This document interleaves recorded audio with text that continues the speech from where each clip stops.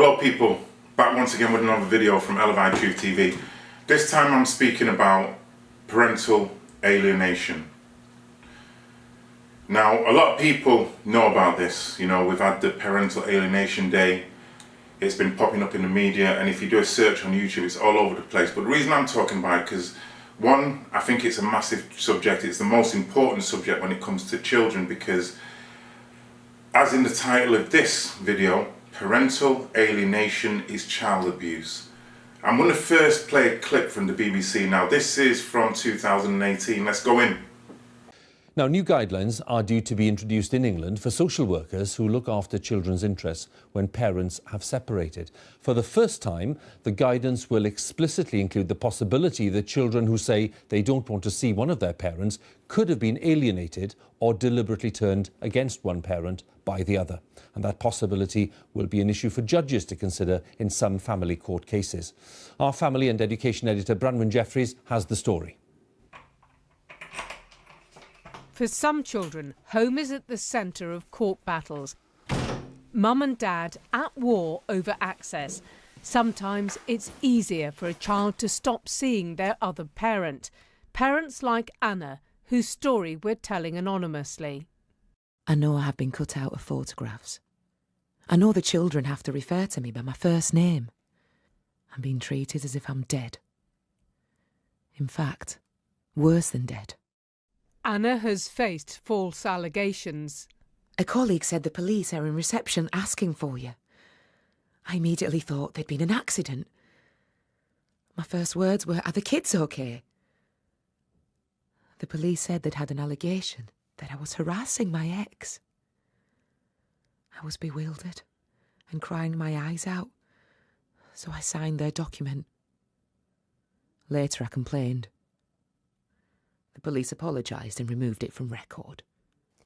It's because of cases like this that the advice to social workers is being changed.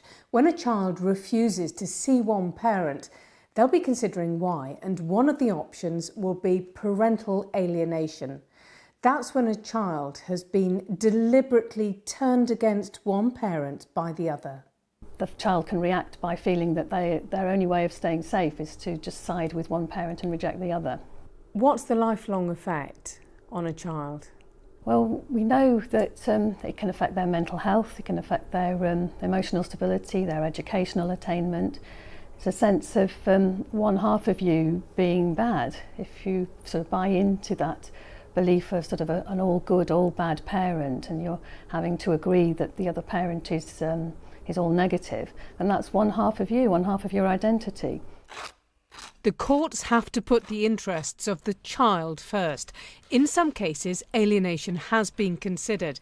The aim now is for a more consistent approach. Not everyone will be happy with these guidelines. Some campaigners for dads' rights have argued for a long time that social workers and the courts have been too slow to recognise this. But others fear there are risks if you move too far away from listening to what a child says they want.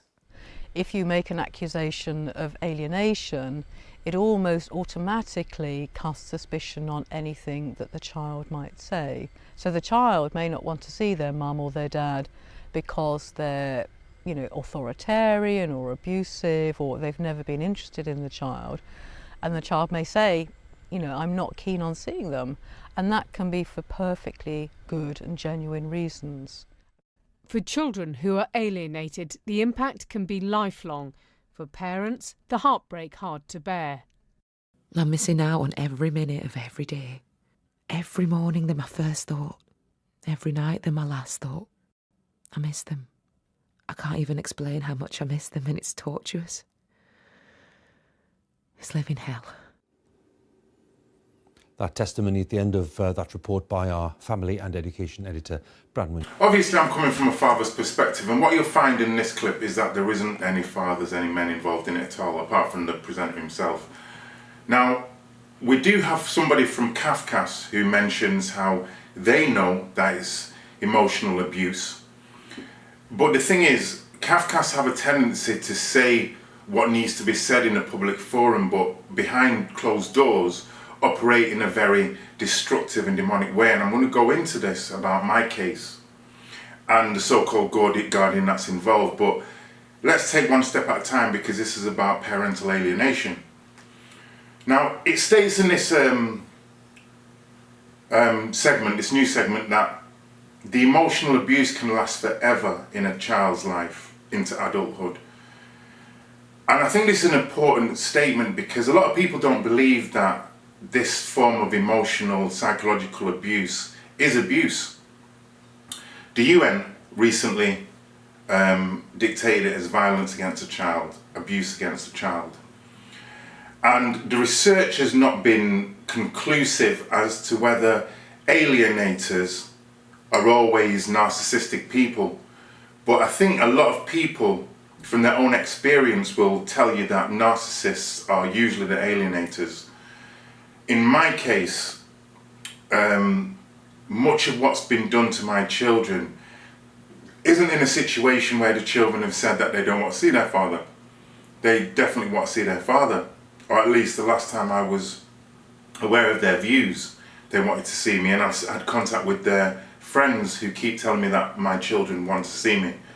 So the alienator, their mother, is having to create a narrative which is easy to do given her narcissistic mentality. And if you want to know more about detecting a narcissist, I have a video on YouTube called How to Detect a Narcissist. But back to this issue.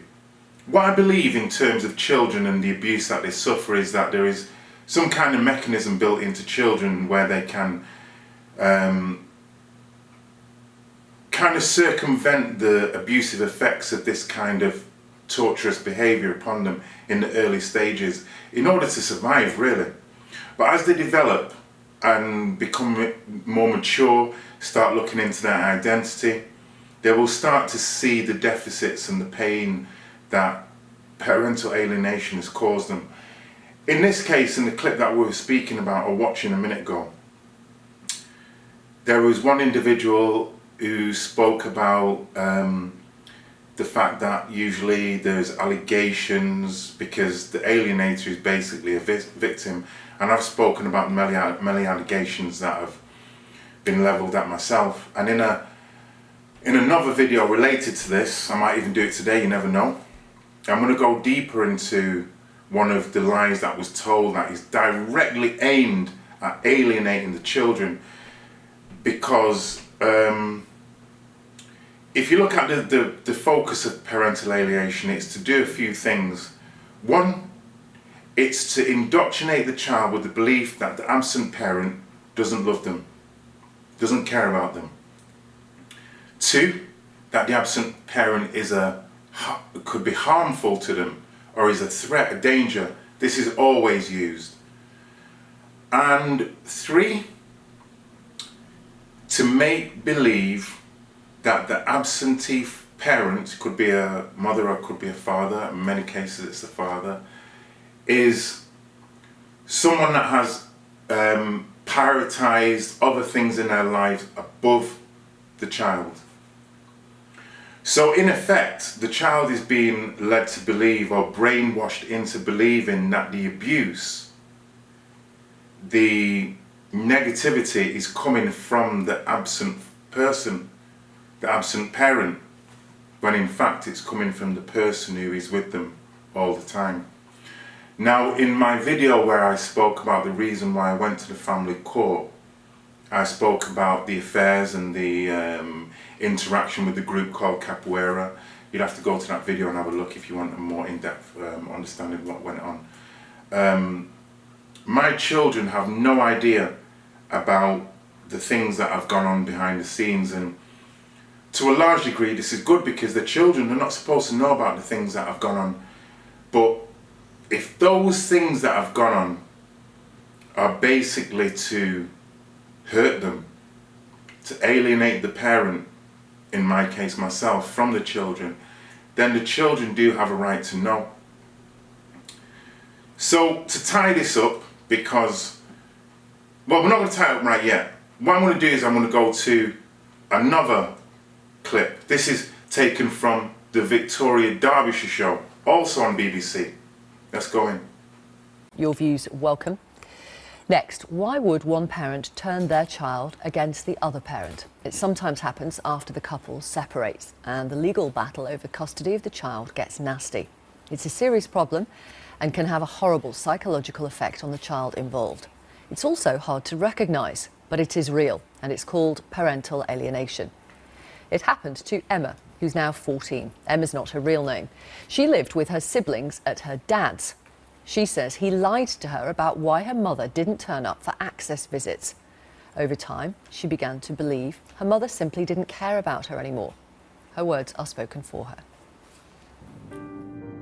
It's the impact on the child that can be the most damaging. 14-year-old Emma was 7 when her parents divorced. Over the next 2 years, she was severely alienated from her mother by her father. My brother went away from home to my dad's because my dad was saying he could give them everything he wanted and he wouldn't get in trouble for anything. And when he went away, me, my brother and my sister would never been separated, so it was if my brother's going, I want to go because we were siblings and siblings stick together. So I went and my sister followed. For a time, the kids had contact with their mum, but that was soon stopped. He'd ring up and say, oh, the kids are busy, we're going to do something, they can't see their mum today. And my mum would be already halfway there and she'd get the phone call to say that we're busy and that we can't see her. Did you know that at the time? No. At the time, all we knew was that my mum had let us down and that she'd been out drinking on the night before and that she had a hangover, so she couldn't be bothered to come. And it was just what we were lied to. When your dad would say things to you like, oh, your mum's got a hangover, she's not coming today, what did you think? I thought that my mum was never like that, that my mum would never drink loads, she's not that type of person, but if that's what my dad's saying, I believe him, that she's a liar, that everything that's happened is her fault, that she doesn't love us, that she's being a bully towards him and us, and that's why we've behaved the way we have. In other countries, governments have brought in legislation to try to stop parental alienation, and there are calls for it to be recognised here legally. Let's talk now to Anthony Douglas, who is the CEO of CAFCAS. That's the organisation that represents children in the family courts. Well, let's stop it there. I don't really want to hear anything from Anthony Douglas from CAFCAS right now. No, because you see what CAFCAS do, they're child abusers themselves. But again, I'm not going to go into that now because we need to do a whole other video on that. The point is the abuse that children are suffering. And what's so poignant about the person speaking in this video is the fact that while she was young and in the care of her father, the alienator, he had indoctrinated the child to believe that her mother was incapable of being a mother, and that although it didn't sit right with her what she was being told, why would her father lie? Now again, it's a video brought to us from the perspective of the mother, and in this case, again, the father is the alienator. In my experience, I would never say that women are not in this place as well, where fathers are alienating them, but overwhelmingly, you'll find that fathers are suffering from parental alienation. And I'm going to do an entire video on the suicide rate in fathers who have been alienated. But again, another topic.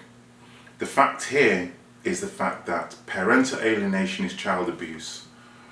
Now, one of the most important things I'd like to say in terms of this, where I've already mentioned that narcissists are not always alienators, and alienators are not always narcissists, but I would say that the high percentage of alienators are narcissistic, people with narcissistic personality disorder.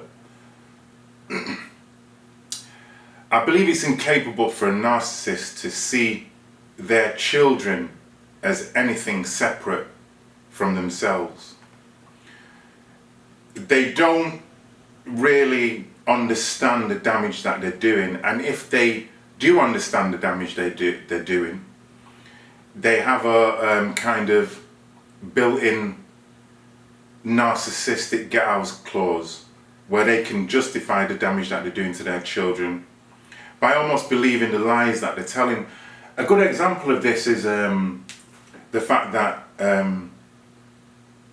I don't know if I've gone deep into this because I'm going to go further into this in other videos, but the mother of my children last year was able to have me locked up for a video that I made, and at the same time she took advantage of the situation by saying that I'd broken her windows and stabbed something into a car.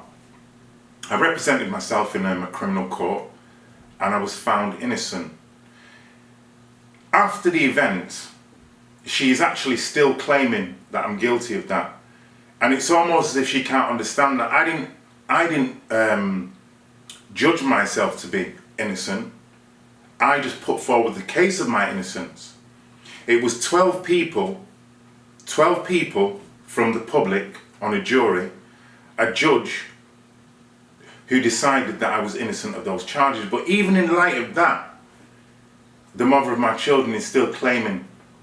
And furthermore, the fact that the evidence points to the fact that she did it, but she's still claiming that it was me is beyond, it beggars belief, to say the least. But it's an indication of how much somebody with these kind of narcissistic behaviours can be so blinkered in their belief that they will do the most negative and horrendous things and justify them. So the abuse that they're inflicting on their children, to them isn't abuse. And this is why we need to drive this point home about it being abuse, because the narcissist, or in this case the alienator, is never going to understand the damage that they're doing to their own children. And I'm going to close this video by saying this. My children are very wise, as are many children. One of the main reasons for me doing this video is because not only with adults who are being alienated see this video and it will help them, but also children that are being abused in this situation will see this video or ones like it and understand, and in the hope that my children will understand.